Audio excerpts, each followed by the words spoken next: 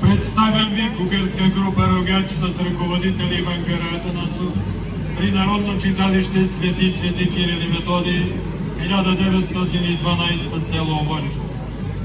От древни времена в село Мечка, днешно Оборище, се разиграва обичаят рогачов ден.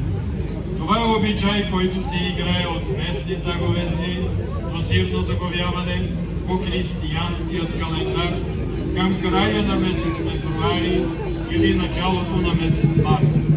Рогача се играе и цялото село за здраве и берекет и да прогони злите духове, на земята да се пробуди от зимен сън, че идва пролет и трябва да се оре и сее. Ергените от всяка махала правят рогач, който наподобявал тялото на Елен от семейството на рогачите, който достигал до 4 пените, а от затопашка и връзвали звънци. Всеки рогач се съпровождал от дервиши или така наречените днешни кутери, облечени в овчи и кози кожи, препасани с звънци и в ръка държали дебела тояга, кьоп по-наженски и циганки, облечени в стари, износени и скъсани дрипи. Накрая всички се събират на мегдана или на орището, където се палят рупни и момите пеят и играят хоро. Дервишите и циганките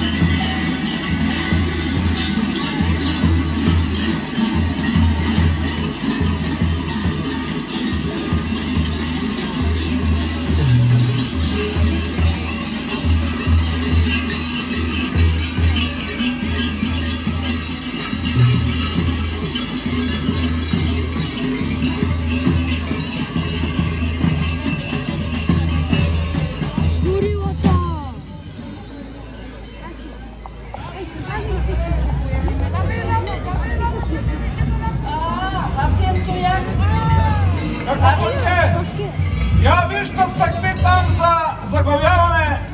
Викни най-малките, а видим кой е най-порасъл, кой лято скача припка по воловете, по свинете. Ще викаме.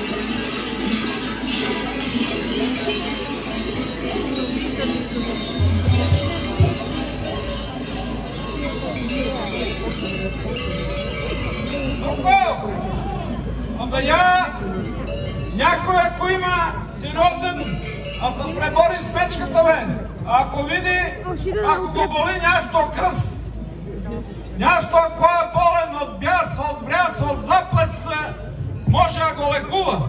Може, ама никой не пристъпи, бе, мамане, бе. Страх ли ги? Нещо има. Има нещо, бе, що? Я ги престраши, питай как са върга мечката за дуспата на Стоичков.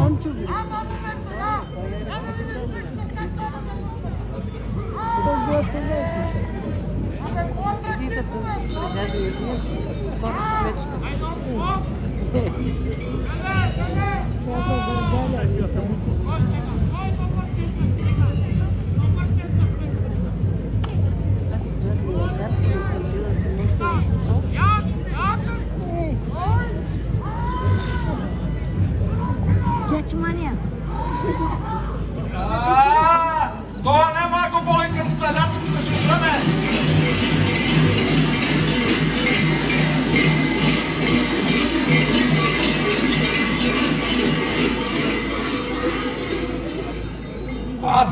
Стига. Че той друг нема да се престраши. Я как са тракаля, тия ще опадат свинурките.